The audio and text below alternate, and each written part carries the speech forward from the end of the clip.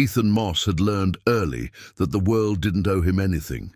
His father had left when he was 6 years old, walking out the door one Tuesday morning with a duffel bag and a promise to send money that never materialized. Ethan remembered watching from the window of their apartment, his small handprint fogging the glass as his father's truck pulled away and didn't come back. His mother, Clara, never spoke badly about the man. She just worked harder, picked up extra shifts and made sure Ethan had food and clothes and a safe place to sleep. For 6 years, it worked. They weren't rich, but they were okay. Clara worked at a laundromat during the day, folding other people's clothes until her hands were raw, and cleaned offices at night, pushing a vacuum through empty buildings while the rest of the world slept. Ethan went to school, did his homework, helped with dinner, and never complained about the things they couldn't afford. Then came the diagnosis: Stage 3 non-Hodgkin lymphoma. The words didn't mean anything to Ethan at first. They were just sounds, medical terminology that doctors said in hushed voices, while his mother sat in a paper gown, looking smaller than he'd ever seen her. But he learned what they meant when the bills started arriving. When the treatment schedule pinned to their refrigerator filled up with red circles marking chemo days, when his mother started losing her hair and her strength and her ability to work. The laundromat let her go after 2 months. The cleaning company gave her 4 weeks. Neither offered health insurance that covered experimental treatments or the specific medication her oncologist prescribed. Suddenly, they were drowning. Clara applied for assistance programs, filled out forms until her hands cramped, made phone calls that ended with automated voices and hold music. Some programs helped a little. Most had waiting lists or income requirements or bureaucratic tangles that took months to navigate. Meanwhile, the prescriptions needed to be filled every 30 days, and every month the pharmacy bill was $340. Without it, the pain came back, the nausea, the fear in his mother's eyes that scared Ethan more than anything else in his life. So Ethan did what he could. He started small. He mowed lawns for neighbors, charging $5 for front yards and $10 for properties with big backyards. He collected aluminum cans from the recycling bins behind the grocery store, crushing them flat and hauling them to the redemption center for pennies per pound. He asked the teachers at school if there were any odd jobs he could do, cleaning erasers, organizing supply closets, anything that paid. It wasn't enough. Then, one Saturday, a biker passing through town stopped at Sal's to refuel. Ethan had been sitting outside drinking water from the hose, and the man, a friendly rider with a grey ponytail and a kind smile, mentioned that his helmet was filthy from a week on the road. He offered Ethan $5 to clean it. Ethan borrowed polish from Sal, spent 20 minutes making that helmet shine, and earned the easiest $5 of his life. The next weekend, he bought his own bottle of polish and a good rag. He made a sign from cardboard and marker, helmet cleaning, $1. He set up outside Sal's at dawn and worked until dark.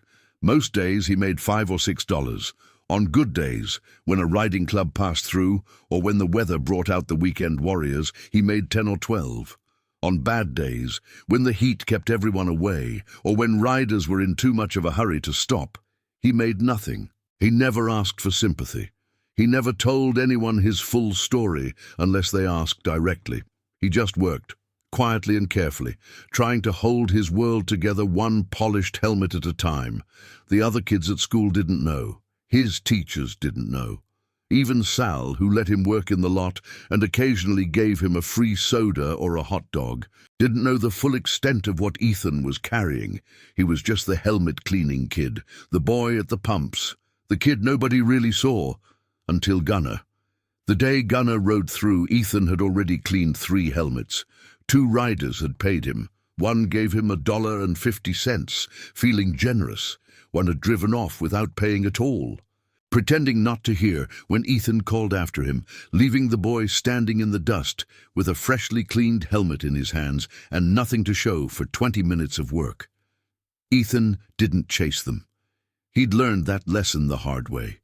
Chasing made you look desperate, and desperate made people uncomfortable, and uncomfortable people didn't come back.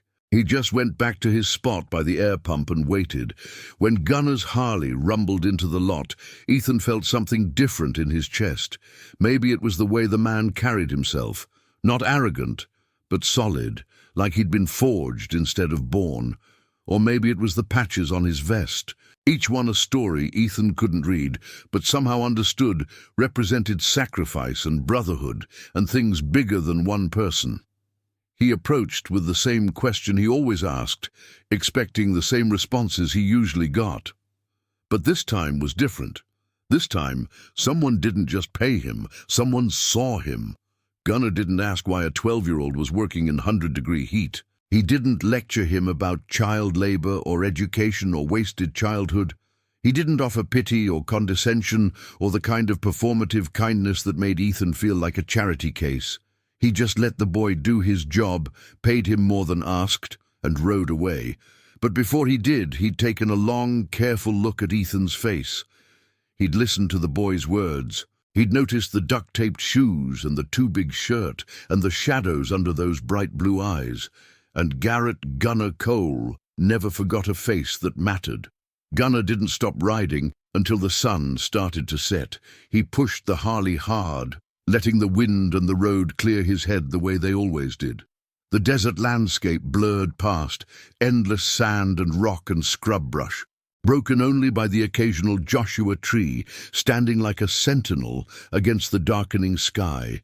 The temperature dropped as evening came on, the brutal heat giving way to the kind of dry cold that made you grateful for leather. He pulled into a rest area 50 miles down Highway 89, killed the engine, and sat in silence. His hands were stiff on the grips, his lower back tight from hours in the saddle, but he didn't move. He just stared at the horizon where the sun was painting the desert in shades of orange and red and purple so deep it looked like the earth was bleeding color. Somewhere in the distance, a hawk circled, riding thermals invisible to human eyes. Gunner thought about the boy. He'd seen a lot of hard situations in his life. He'd served 2 tours in Iraq as a Marine Corps combat engineer, clearing IEDs, and building forward operating bases in places where the locals either wanted to kill you or were too scared to help. He'd come home to a country that thanked him for his service, but didn't know what to do with men who'd seen what he'd seen. He'd lost brothers to suicide, to addiction, to the slow death of giving up. The Iron Promise Motorcycle Club had saved him. It was a brotherhood of veterans and first responders who'd found purpose in riding together and living by one simple code. Keep your promises, especially to those who can't fight for themselves. They'd helped Gunner when he was at his lowest. They'd given him a reason to keep going, and over the years, he'd ridden thousands of miles helping others, escorting abuse victims to safe houses, supporting Gold Star families, raising money for wounded warriors, showing up when people needed someone to stand beside them. But the boy at the gas station had gotten under his skin in a way that surprised him. Maybe it was the way Ethan worked without complaint. Maybe it was the look in his eyes, not begging, not pitiful, just quietly determined. Maybe it was the reminder that while Gunner and his brothers rode for freedom and therapy and brotherhood, some kids were fighting battles that made combat look simple. He pulled out his phone, a ruggedized smartphone in a protective case that had survived 3 years of riding in all weather. He scrolled through his contacts until he found the name he needed, Rafe Ironside Kellerman. Rafe was the national president of Iron Promise MC, a man in his mid-50s who'd served in the Army Rangers and now ran a construction company in Nevada. He was built like a tank, with a silver beard that reached his chest, and a voice that could command a room or comfort a crying child with equal effectiveness. More importantly, he was a man who understood that actions spoke louder than words, and that the measure of a brotherhood was how it treated the powerless. Gunner hit call. Rafe answered on the second ring, his voice warm and familiar. "Gunner, you good brother?" "Yeah, Listen, I need to ask you something. Go ahead. You've got my attention. Gunnar told him about the boy. He described the scene at Sal's Gas and Grill. The heat, the desperation hidden behind professionalism, the too big shirt and taped-together shoes. He told him about the helmet cleaning, the care the kid had taken, the way he'd asked for $1 and been genuinely shocked by 5. He told him about the mother with cancer, the medication they couldn't afford, and the 12-year-old working every day after school to try and close a gap that should never have existed in the first place. When he finished, the line was quiet for a long moment. Gunnar could hear the sound of wind on Rafe's end and the distant rumble of traffic. The older man was probably outside, maybe at a job site, maybe at home in his garage, working on one of the bikes he kept in various states of restoration. Finally, Rafe spoke. "You thinking what I think you're thinking?" "Yeah." Another pause. Then Rafe's voice came back, harder now, full of the command presence that had made him a Ranger platoon sergeant. "Then let's make it happen. I'll put the word out tonight. How many chapters can we mobilize by morning? If we push it, maybe 10. Could get 200-300 riders if people are willing to move fast." "We'll get more than that," Rafe said with certainty. "This is exactly what we're about, Gunnar. This is why we ride. I'll send the message in 10 minutes. You get some rest and meet us back there at dawn. Bring your camera, too. People need to see this. Copy that. And Gunnar? Yeah? Good eye, brother. Good heart." The line clicked off. Gunnar sat in the gathering darkness, watching the last light fade from the desert sky. His phone buzzed 30 seconds later, the group chat lighting up with incoming messages as Rafe's call to action spread through the Iron Promise network like wildfire. By morning, the world would be different for one 12-year-old boy in Arizona, and 400 riders would remember why they wore the patch. The call went out at exactly 9:47 p.m. Mountain Time. Rafe sat in his home office in Henderson, Nevada, surrounded by photos of his Ranger days and memorabilia from 2 decades of riding. His wife, Marie, had brought him coffee an hour ago and then left him alone, recognizing the look on his face that meant something important was about to happen. He opened the Iron Promise Secure group chat, a private network that stretched across 12 states and included over 800 verified members. Every member had been vetted, every patch earned through demonstrated character and commitment to the club's values. This wasn't a social club. This was a brotherhood that took action. Rafe typed carefully, knowing that every word mattered. "Brothers and sisters of Iron Promise need immediate mobilization for a direct action mission. Kid in Red Gorge, Arizona, 12 years old, cleaning helmets outside a gas station to pay for his mother's cancer treatment. Works every day after school. Mother can't afford medication. Kid never complains, never asks for handouts, just works with dignity. Gunnar Cole vetted the situation personally. We ride at dawn tomorrow, full colors, direct to location. Bringing financial support, medical connections, and the full weight of this brotherhood. Spread the word. Everyone who can make it, move now." Destination: Sal's Gas and Grill, Highway 89, Red Gorge. Kickstands up at 0600 local time. This is what we're about. This is why we exist. Let's show this kid he's not alone. Ironside. He added a photo that Gunnar had sent, a distant shot of Ethan sitting on the curb, working on a helmet with complete focus, his small frame dwarfed by the empty parking lot and endless desert behind him. Then he hit send. For about 15 seconds, nothing happened. Then the replies started pouring in like a dam had broken. "Flagstaff chapter confirmed. Ironhawk here. I've got 18 riders ready to roll. We'll leave at 500 to make the meet time. Passing the hat now for contributions. Tucson crew standing by. Diablo speaking. 23 riders confirmed, maybe more by morning. Just talked to Doc Martinez. She's bringing medical supplies and has connections at Phoenix General. Let's make this count." Nevada North chapter, Ghost in command. "We're 3 hours out, but we'll be there.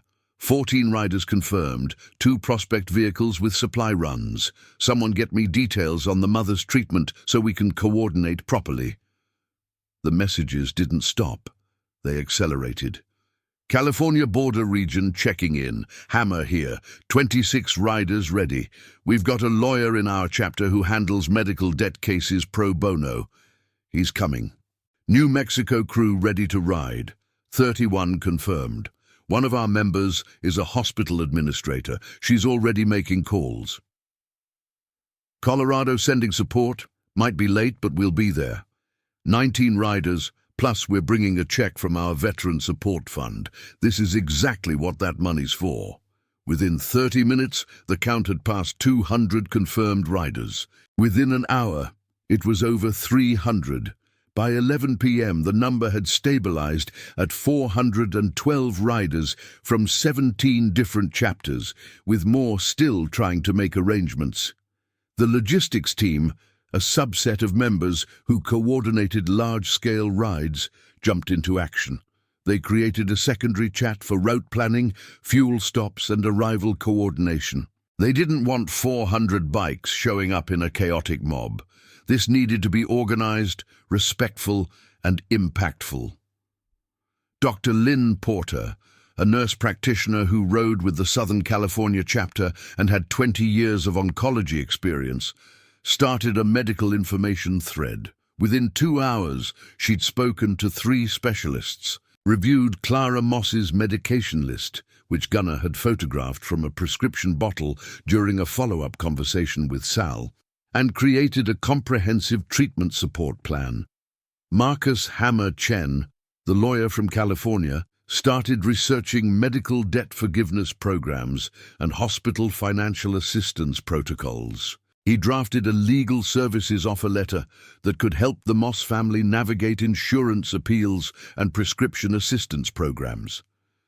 Sarah Valkyrie Rodriguez, the hospital administrator from New Mexico, contacted her network and found a patient advocate in Phoenix who specialized in helping families access care regardless of ability to pay. The Brotherhood wasn't just showing up. They were bringing solutions. If you're from the US and watching this on a Tuesday evening, let me know what state you're in. And if you're from anywhere else in the world, tell me what time it is where you are right now. By midnight, the plan was set. 412 riders would converge on Red Gorge, Arizona, arriving in coordinated waves to avoid overwhelming the small town. The lead group would arrive at 6 a.m. The main body would roll in by 7 a.m. The final groups would arrive by 8 a.m. Each rider had been asked to contribute what they could: money, supplies, connections, or simply their presence. No one was required to give beyond their means, but everyone was asked to give something. The contributions were staggering. Some riders sent $20. Some sent $200. One chapter collected over $4,000 in a single evening. A retired veteran with no chapter affiliation but deep respect for Iron Promise wired $5,000 with a note that said simply, "For the kid, with honor."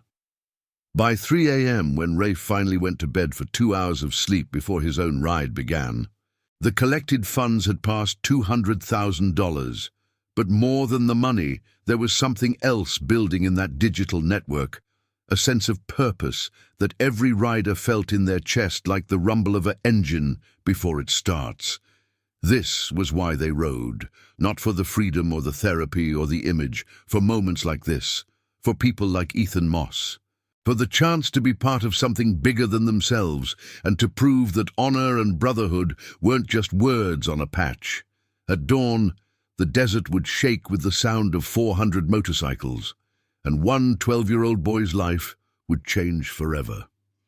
Ethan woke up at 5:47 a.m., 13 minutes before his alarm. He'd barely slept, his mind racing with thoughts of his mother. She'd been in more pain yesterday, and the medication bottle on the bathroom counter was getting low again. They had maybe a week left before they'd need to refill it, and Ethan had only saved $32 toward the $340 they needed. He dressed quickly in the dark, pulling on the same jeans and t-shirt he'd worn yesterday. His mother was still asleep in the bedroom down the hall, and he moved quietly, not wanting to wake her. She needed rest, more than anything. He grabbed his backpack, checked that he had his rag and polish bottle, and slipped out the front door of their small apartment. The air was cold. Desert mornings were always cold. The temperature dropping 40 degrees from midday highs, and he could see his breath in small clouds as he walked. Red Gorge was a town of maybe 800 people, most of them working-class folks who commuted to Flagstaff or worked in the copper mine 20 miles east. The streets were quiet at this hour, just the distant sound of a truck engine starting and the first birds beginning their morning calls. Ethan walked the 2 miles to Sal's Gas and Grill the same way he did every morning, following Highway 89 as it cut through the desert like a scar. The sky was just beginning to lighten in the east, turning from black to deep blue to the pale grey that preceded sunrise.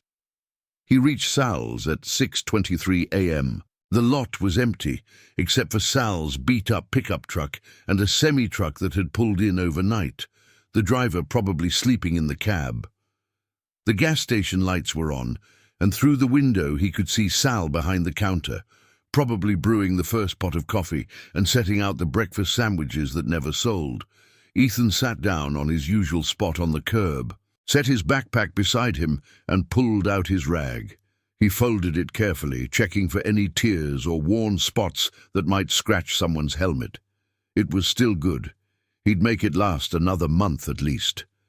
Then he heard it. At first it was so faint he thought he was imagining it. A low rumble that seemed to come from everywhere and nowhere, like distant thunder rolling across empty sky. But the sky was clear, turning gold now as the sun prepared to break the horizon. The sound grew louder. Ethan stood, confused, and turned toward the highway. The rumble became a roar, and then he saw them.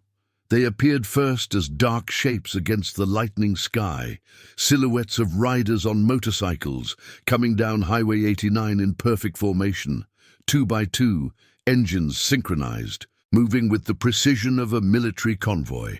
Ethan's mouth fell open. There were dozens of them, then more still. The lead bike was a black Harley-Davidson that Ethan recognized instantly. Gunner's bike. Behind him, the riders stretched back down the highway as far as Ethan could see, a river of chrome and leather and controlled power that made the ground vibrate and the air itself seemed to pulse with energy. They filled the highway, both lanes, stretching back a quarter mile, then half a mile, more riders appearing from the distance like they'd ridden straight out of a dream. The sound was overwhelming, not painful, but massive. Like standing next to a waterfall or inside a cathedral when the organ played. It was a sound you felt in your bones, in your chest, in the base of your skull. Sal came running out of the gas station, a coffee mug still in his hand, his weathered face shocked and confused. What in the hell? The lead bike pulled into the lot, and Gunner cut the engine. Immediately, the rider behind him cut their engine, then the next, then the next. Like dominoes falling, the sound dropped away in waves until the desert was filled with the ticking of cooling engines and the shuffle of boots on pavement. 412 riders stood in formation in and around Sal's Gas and Grill. They came from 17 chapters across 8 states. They wore leather vests covered in patches that told stories of service and sacrifice. They ranged in age from 23 to 74. Some were veterans. Some were first responders. Some were teachers, nurses, mechanics, lawyers, construction workers. Some were women who rode their own bikes and carried themselves with the same quiet strength as the men. All of them were there for one reason. Ethan stood frozen, his rag still clutched in his hand, unable to process what he was seeing. His brain couldn't make sense of it. This many motorcycles didn't just appear. This many people didn't just show up at a random gas station in the middle of the Arizona desert at dawn. Gunner removed his helmet and walked toward the boy. His boots crunched on the gravel, each step deliberate. When he reached Ethan, he knelt down so they were at eye level. "Morning, kid." Ethan tried to speak, but no words came out. His throat was tight, his eyes burning with tears he didn't understand. Gunnar smiled, that rare, genuine smile that transformed his scarred face into something almost gentle. "We heard you've been working pretty hard out here." I don't." Ethan's voice cracked. "I don't understand. Why are you all here?" "Because yesterday you did something for me. And today we're doing something for you." Behind Gunnar, a man stepped forward, older, bigger, with a silver beard and eyes that had seen everything and judged nothing. This was Rafe Ironside Kellerman, and when he spoke, his voice carried across the parking lot like a pronouncement. "Ethan Moss?" Ethan nodded, still unable to fully comprehend what was happening. "We're the Iron Promise Motorcycle Club. We ride for people who need it, people who deserve it, people who remind us what honor looks like." He gestured to the sea of riders behind him, all standing at respectful attention. "Every person here brought something for you. Some brought money, some brought medical connections, some brought legal help, some brought supplies, and all of us brought one thing that can't be measured in dollars." Rafe paused, letting the weight of the moment settle. "Respect." Ethan's knees buckled. Gunnar caught him by the shoulders, holding him steady, his strong hands keeping the boy upright when the world seemed to tilt sideways. "You don't owe us anything," Gunnar said quietly, his voice for Ethan alone. "You already gave us what we needed." "What?" Ethan whispered, tears now running freely down his face. "I didn't. I just cleaned your helmet. I didn't do anything. You reminded us why we do this. You showed us that dignity and hard work still matter, and you proved that a kid with nothing can still give everything." Behind them, Sal had started crying too, his coffee mug forgotten on the ground, his weathered face streaming with tears he didn't bother to wipe away. And as the sun broke over the horizon, painting the desert in gold and red, 400 riders stood witness to a promise being kept. Dr. Lynn Porter stepped forward from the crowd. She was a woman in her late 40s, with kind eyes framed by laugh lines, wearing a leather vest over a medical polo shirt. Her bike was a Kawasaki Vulcan, customized with saddlebags that currently held medical supplies and documentation. She'd ridden through the night from San Diego, stopping only for gas and to coordinate with the other medical professionals in the group. She approached Ethan gently, the way you'd approach a wounded animal, with care and respect and no sudden movements. "Ethan, my name is Dr. Porter. I'm a nurse practitioner and I specialize in oncology. That means I work with cancer patients." Ethan wiped his eyes with the back of his hand, trying to compose himself. "My mom has lymphoma. I know, we spoke to her doctor last night, with her permission, which we got through the hospital's emergency contact system. I hope that's okay." Ethan nodded, too overwhelmed to question how they'd managed that. "Here's what's going to happen," Dr. Porter continued, her voice gentle but efficient. "We've arranged for your mother's treatment to be fully covered, all of it. The chemotherapy, the medications, the follow-up appointments, everything. We've coordinated with a financial assistance program and supplemented with funds from our brotherhood. You won't receive any more bills." Ethan stared at her like she was speaking a foreign language. "We've also arranged for transportation to and from her appointments. We have members who are retired and volunteer as drivers for medical patients. They'll make sure she gets to every treatment without you having to worry about logistics." She paused, making sure Ethan was following. "And we've set up a prescription management system, so her medications will be automatically refilled and delivered to your home. No more trips to the pharmacy, no more counting pills and hoping you have enough." Ethan's legs gave out completely. This time both Gunnar and Dr. Porter caught him, lowering him gently to sit on the curb. Ethan put his head in his hands and sobbed, deep, wrenching sobs that came from a place of relief so profound it hurt. He'd been carrying this weight for 6 months. 6 months of working every day, counting every dollar, watching his mother suffer, and knowing that no matter how hard he tried, it would never be enough. 6 months of going to school exhausted, of skipping lunch to save money, of lying awake at night doing math in his head and always coming up short. And now, in one impossible morning, that weight had been lifted. Rafe knelt beside him, his large hand gentle on the boy's shoulder. "Son, you need to understand something. This isn't charity. This isn't pity. This is a brotherhood recognizing one of our own." Ethan looked up, his face red and wet, confusion in his eyes. "You worked with honor," Rafe continued. "You carried a burden that wasn't yours to carry alone, and you never complained. You never begged. You just did the work. That's the mark of someone who understands what it means to keep a promise. To yourself, to your family, to the values that matter. That's rare, kid, especially in someone your age. So when Gunnar told us about you, every single person here understood immediately. We're not helping you because you're helpless. We're standing with you because you've already proven you're strong." Marcus Hammer Chen, the lawyer from California, stepped forward next. He was a compact man in his 40s, with intelligent eyes and a calm demeanor that came from years in courtrooms. "Ethan, I'm an attorney. I specialize in medical debt and insurance issues.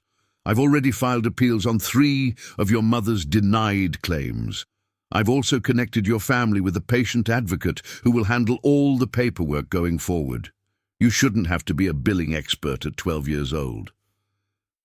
Sarah Valkyrie Rodriguez, the hospital administrator from New Mexico, spoke next. She was a tall woman with silver streaks in her black hair and the commanding presence of someone used to running large organizations. "I've coordinated with Phoenix General Hospital, where your mother receives treatment. They're waiving all existing debt and setting up a financial assistance program that will cover any future out-of-pocket costs. I've also arranged for a social worker to check in with your family monthly to make sure you have access to all available resources, food assistance, utility help, whatever you need." Ethan couldn't process it. His brain had simply overloaded. This wasn't real. Things like this didn't happen. Not to him, not to people like him and his mother. But it was real. The 400 riders standing in the parking lot were real. The documents that Marcus placed in a folder and handed to him were real. The business cards, the phone numbers, the promises being made were all real. Gunnar pulled an envelope from his vest pocket. It was thick, bulging, with something substantial. "This is from all of us," and he said quietly. "It's enough to cover your mom's treatment, her medications for a year, and 6 months of living expenses, so she can focus on healing without worrying about bills.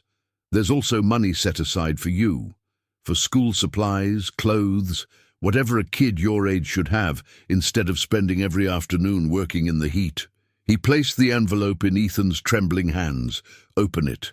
Ethan's fingers were shaking so badly he could barely get the envelope open. Inside were documents, bank papers, notarized letters, official-looking forms he didn't fully understand.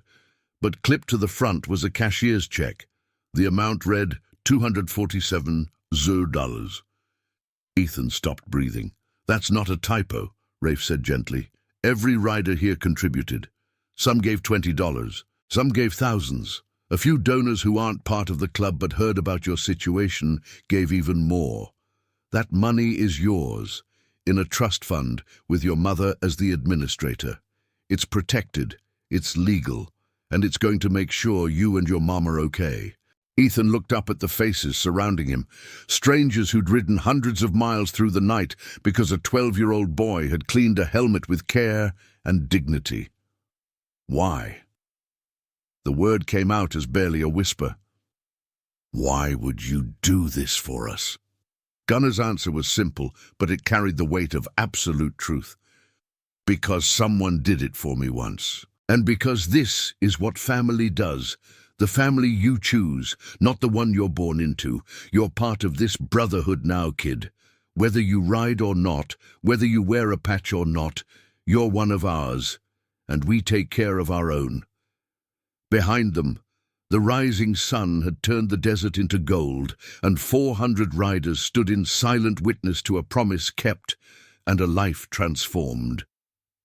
By 7:30 a.m., the entire town of Red Gorge had gathered outside Sal's Gas and Grill. Word had spread like wildfire through the small community. First through text messages, then through phone calls, then through people simply walking outside and seeing the impossible sight of 400 motorcycles parked in and around the gas station. They came in pajamas and work clothes and Sunday dresses. They came with coffee mugs and cameras and children on their shoulders. They came because in a town of 800 people, everyone knew Ethan Moss, and everyone knew his mother was sick, and everyone had felt helpless watching a 12-year-old boy try to solve a problem that should never have been his to solve.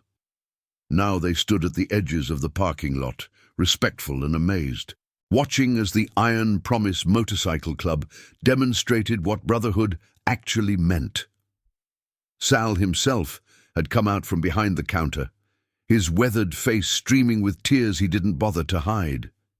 He'd known Ethan for 6 months, had watched the kid work every day after school, never complaining, never asking for special treatment, just quietly trying to save his mother's life, one cleaned helmet at a time. He pushed through the crowd until he reached Ethan, who was still sitting on the curb, surrounded by riders, holding the envelope like it was made of glass. "Kid," Sal's voice cracked. "I've known you half a year. You never once complained, never once asked for help, just worked." He pulled Ethan into a rough hug, his flannel shirt smelling like coffee and bacon grease and gasoline. "I'm proud of you, son. Your mama's going to be proud too." Other townspeople began stepping forward. Mrs. Henderson, who ran the library, had tears on her face. "You checked out books about cancer treatment," she said softly. "I saw you reading medical journals, trying to understand what your mother was going through. You're 12 years old and you were researching oncology." Mr. Patterson, who owned the hardware store, spoke up. "You asked me if I had any jobs. You said you'd sweep stock shelves, anything. I told you I couldn't afford to hire help. I'm sorry, kid, I should have found something." Ethan shook his head. "You don't have to apologize. Nobody has to apologize. I just did what I had to do." "And that," Rafe said, stepping forward so his voice carried across the crowd, "is exactly why we're here. This young man represents everything this brotherhood stands for. Honor, dignity, hard work, loyalty to family, taking responsibility even when the burden is too heavy. These are the values we ride for. These are the values we fight for. And when we see someone living these values, especially someone this young, we don't just pass by. We stop, we stand, we act." He turned to address the full crowd of townspeople. "Red Gorge, you have something special here. You have a kid who, when faced with an impossible situation, didn't give up, didn't turn to crime or drugs or despair. He worked with honor. That kind of character doesn't come from nowhere. It comes from a community, from a mother who raised him right despite her illness, from people like Sal who let him work honestly. So while we're here today for Ethan, we're also here to honor all of you. This is your kid, and he's a testament to what you've built here." The townspeople erupted in applause, not polite clapping, but real, emotional applause that spoke to months of collective worry finally being lifted. Principal Morrison from Red Gorge Elementary School stepped forward. She was a woman in her 60s who'd been teaching in this town for 40 years. "Ethan has never missed a day of school," she said, her voice thick with emotion. "Not one. Even when I know he's exhausted, even when I know he's worried sick about his mother, he shows up. He does his homework. He's respectful to his teachers. And apparently he spends every afternoon after school working to save his mother's life." She looked at the assembled riders. "Thank you. From all of us. Thank you for seeing what we should have seen, for doing what we should have done." Gunnar shook his head. "You're a small town with limited resources. You can't solve every problem, but you can recognize character when you see it. And you did. Everyone here knows this kid's name. That matters. If this story has touched your heart, hit that like button and let me know in the comments. Stories like this remind us why kindness still matters." Rafe raised his voice again, addressing both the riders and the townspeople. "We're going to escort Ethan and his mother to Phoenix General Hospital this morning. All of us. We're going to ride in full formation, with respect and honor, and we're going to make sure that when Clara Moss arrives for her treatment, she knows she's not alone. She has 412 brothers and sisters standing with her, and this town has our respect for raising a son like this." He turned to Ethan. "Go get your mom, kid. It's time for her to meet the family." 20 minutes later, Ethan stood outside his apartment building, his heart pounding so hard he thought it might break through his ribs. 3 riders had accompanied him home: Gunnar, Dr. Porter, and a woman named Angela Angel Martinez, who was a social worker and crisis counselor. They'd driven slowly through town in a pickup truck borrowed from Sal, giving Ethan time to process what was happening and to prepare for the conversation he was about to have with his mother. "What do I tell her?" Ethan had asked during the drive, his voice small and uncertain. "The truth," Dr. Porter had said gently. "That people care, that help has arrived, that she doesn't have to fight alone anymore." Now they stood outside the small apartment, and Ethan's hands were shaking as he unlocked the door. Inside, Clara Moss was sitting on the couch, wrapped in a blanket despite the morning warmth, her face pale and drawn. She looked up when the door opened, and her eyes went wide with confusion when she saw her son with 3 strangers. "Ethan? What's going on? Why aren't you at school?" Ethan's voice broke. "Mom, something happened. Something good. These people. They came to help us." Dr. Porter stepped forward, her movements slow and non-threatening. "Mrs. Moss, my name is Dr. Lynn Porter. I'm a nurse practitioner with oncology experience. We need to talk to you about your treatment." Clara's face went through several expressions in rapid succession: confusion, fear, defensiveness, and finally, exhaustion. "If this is about the bills, I'm trying. I have payment plans set up.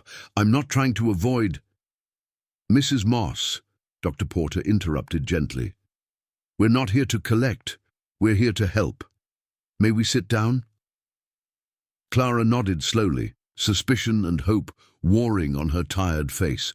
They sat, Dr. Porter on the chair across from Clara, Gunnar and Angela standing respectfully near the door, and Ethan beside his mother, gripping her hand like a lifeline. Dr. Porter explained everything carefully, slowly, making sure Clara understood each point. The financial assistance, the medication coverage, the transportation services, the legal help with insurance appeals, the trust fund, the $247,000 that would ensure she could focus on healing instead of surviving. As she spoke, Clara's face went through transformations that broke Ethan's heart and mended it simultaneously. Disbelief, confusion, understanding. And finally, the moment when the weight she'd been carrying for months simply dissolved, her face crumpling as tears streamed down her thin cheeks. "I don't understand," she whispered. "Why would strangers do this for us?" Gunnar spoke for the first time, his gravelly voice filled with quiet conviction. "Because your son cleaned my helmet yesterday. He didn't have to do a good job, but he did. He asked for $1 and was grateful for 5. He told me he was working to help you, and he said it without self-pity or manipulation, just stated it as fact. That kind of character is rare, Mom. And when we heard about your situation, every rider in our brotherhood understood immediately. This is exactly what we exist for, to stand with people who are fighting honorable battles." Clara looked at her son, really looked at him, seeing perhaps for the first time the full weight he'd been carrying. "You've been working every day after school," she said, her voice breaking, "for 6 months. For me. I wanted to help, Mom. I couldn't just do nothing." She pulled him into her arms, holding him with what strength she had left, and they cried together, tears of relief and gratitude and love so profound it filled the small apartment like light. Angela Martinez, the social worker, spoke gently. "Mrs. Moss, there are 412 motorcycle riders waiting outside Sal's Gas and Grill right now. They want to escort you to Phoenix General Hospital for your treatment today. It's completely your choice, but they'd consider it an honor to ride with you." Clara pulled back from Ethan, wiping her eyes. 412, Gunnar confirmed. From 8 different states. They rode through the night to be here, for you and your son. Clara stood slowly, steadying herself against the couch. She walked to the window and looked out at the street below. Even from here, she could hear the distant rumble of engines, could see the glint of chrome and leather in the morning sun. She turned back, her thin frame somehow seeming stronger. "Then we shouldn't keep them waiting." 30 minutes later, the convoy began to form. Clara Moss sat on the back of Dr. Porter's Kawasaki Vulcan, wearing a borrowed helmet and a leather jacket that Angel had brought specifically for this purpose. She held on tight, her frail arms around Dr. Porter's waist, her face a mixture of fear and wonder.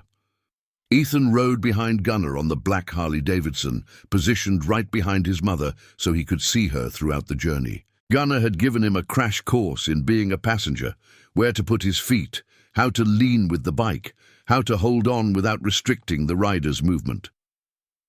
"You good back there, kid?" Gunnar called over his shoulder. "Yes, sir." Ethan's voice was muffled by the helmet, but the excitement was clear. Rafe positioned himself at the front of the formation, his massive road glide gleaming in the sun. Behind him, the riders arranged themselves in perfect order, 2 by 2, chapter by chapter, a river of chrome and leather that stretched for over a mile when fully extended. The townspeople of Red Gorge lined the streets, standing on sidewalks and in doorways, watching as the convoy prepared to depart. Some held signs they'd hastily made. "Thank you, Iron Promise," and "God bless Ethan and Clara," and simply "Heroes." Rafe started his engine. The sound rolled across the desert like thunder-given form. One by one, down the line, 411 more engines roared to life. The sound was biblical, not loud in a harsh way, but massive, overwhelming. The kind of sound that made you understand why ancient peoples thought gods lived in storms. It vibrated in your chest, in your bones, in the spaces between thoughts. Rafe raised his hand, then dropped it forward. The convoy rolled out. They moved through Red Gorge at exactly 25 miles per hour, giving the townspeople time to see, to photograph, to witness. Children waved from sidewalks. Adults saluted. Principal Morrison stood outside the elementary school with the entire student body, and as the convoy passed, she led them in applause that could be heard even over the engines.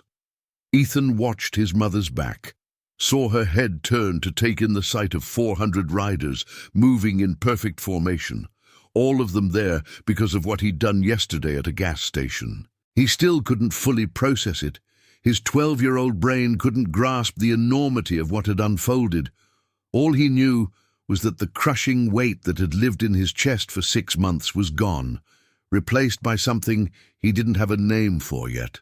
Hope, maybe. Or family, or the understanding that sometimes the world surprised you in ways that defied logic and expectation. As they reached the edge of town and turned onto Highway 89, the convoy accelerated smoothly. The formation tightened. The riders moved as one organism, each bike positioned precisely, maintaining perfect spacing and rhythm. They rode south toward Phoenix, and as they passed through small towns and truck stops, people stopped what they were doing to watch. Traffic pulled over. Cars honked in support. Truckers on CB radios spread word of the massive convoy, and soon other riders were joining them, solo bikers who heard about the escort and wanted to be part of something meaningful. By the time they reached the outskirts of Phoenix, the convoy had grown to over 500 riders. The Phoenix Police Department, alerted by Iron Promise's Advanced Coordination Team, had arranged an escort. Squad cars with lights flashing guided the convoy through city streets, stopping traffic at intersections, ensuring safe passage. People lined the overpasses, holding phones and cameras, capturing footage that would go viral within hours. News helicopters circled overhead, broadcasting live footage of the massive motorcycle convoy moving with military precision through Arizona's capital city. But Ethan didn't see any of that. He only watched his mother, saw her shoulders relax slightly, saw her head turn to look back at him with a smile that he hadn't seen in months. She wasn't alone anymore. Neither of them were. Phoenix General Hospital had never seen anything like it. The administration had been notified at 6 a.m. by Sarah Valkyrie Rodriguez that a convoy would be arriving with a patient who needed immediate coordination. They'd expected maybe 20 bikes, perhaps 50 if it was a large club.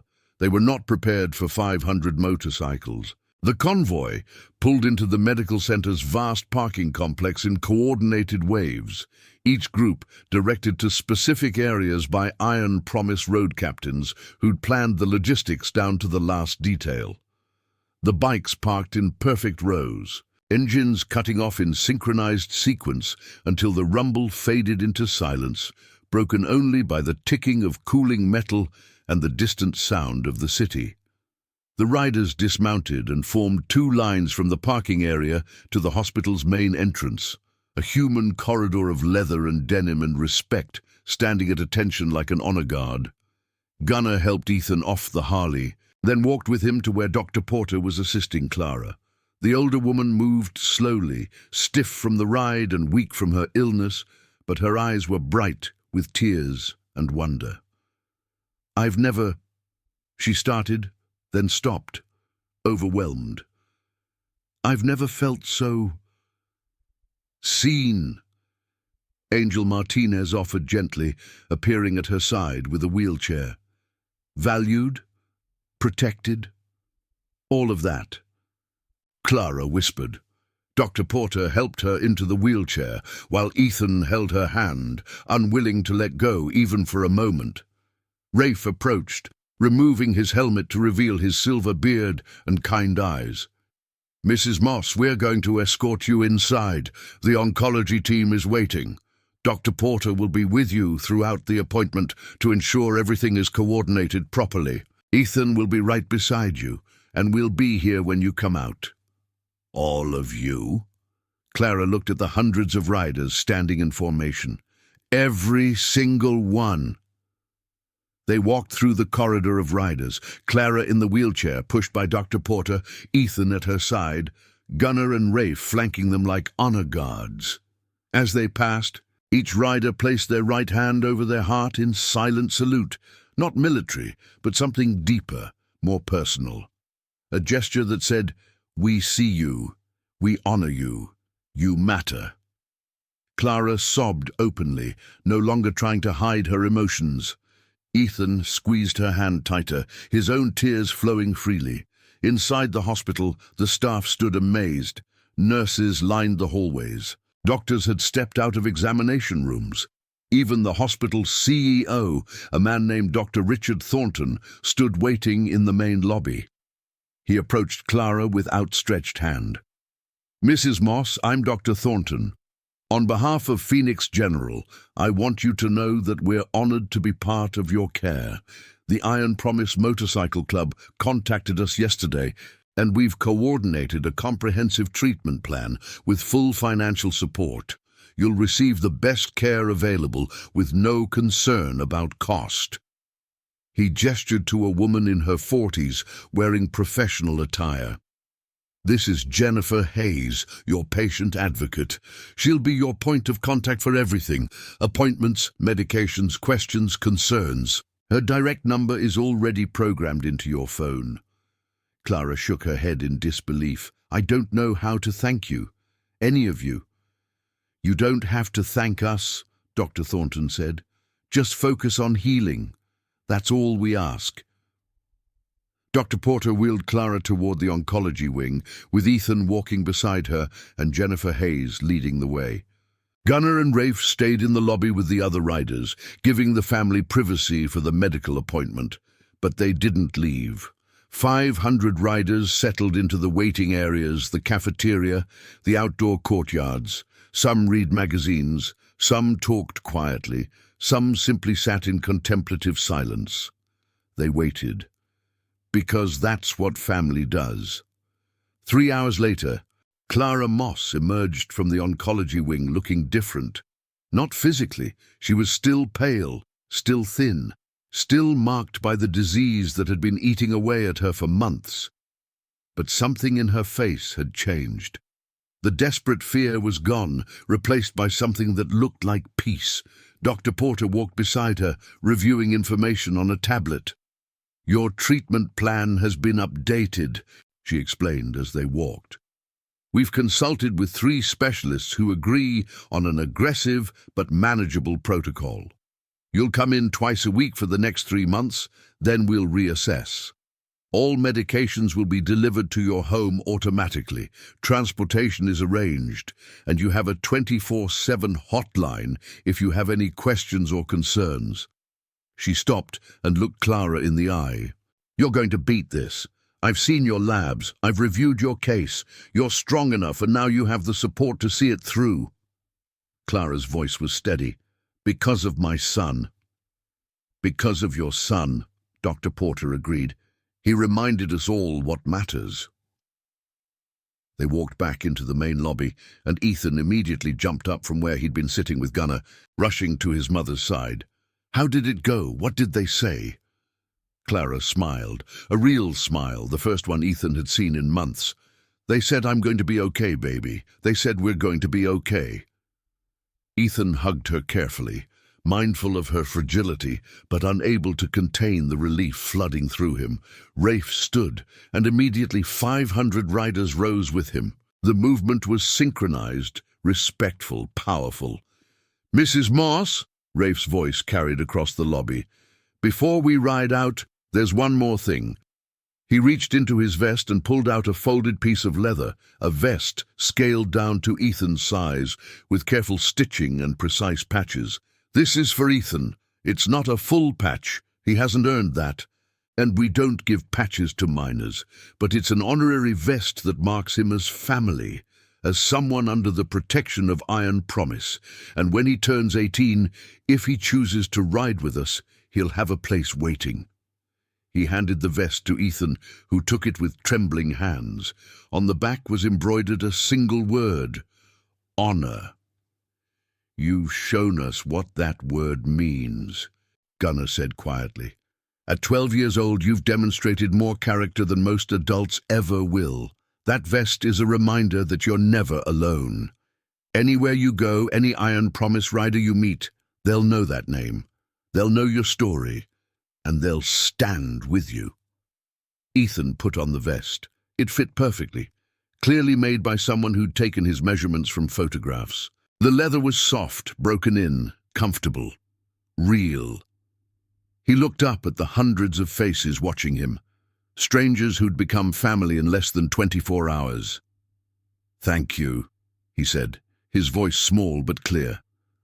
I don't know what else to say except thank you. You saved my mum. You saved us both. I'll never forget this. Never. Rafe knelt down to Ethan's level, his large hands gentle on the boy's shoulders.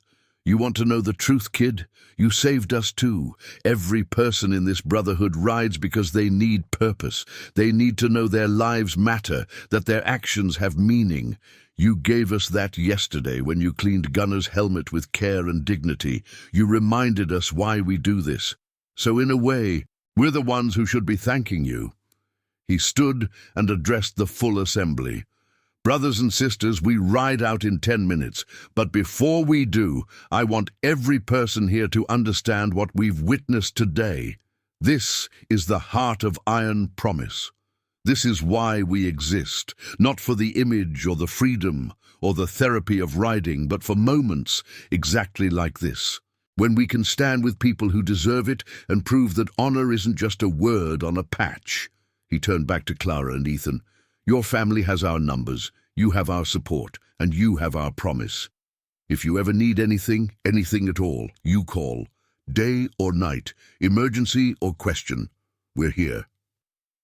Clara stood, steadying herself on Ethan's shoulder, and addressed the riders with a voice that was weak in volume but strong in conviction. I'm a single mother who works at a laundromat. I'm nobody special. My son is a 12-year-old kid trying to survive middle school. We're just ordinary people dealing with an ordinary tragedy. But you treated us like we mattered, like our struggle was worth 500 people riding through the night. I don't have words adequate to express what that means, but I promise you this, my son will grow up knowing that honor and brotherhood and keeping promises are real things. Because of you, he won't become cynical. Because of you, he'll believe in human goodness. That's a gift beyond money. That's a gift that will echo through generations. The riders erupted in applause, not polite clapping, but thunderous approval that echoed through the hospital corridors and brought staff members rushing to see what was happening. Gunnar stepped forward one final time, extending his hand to Ethan for a formal handshake.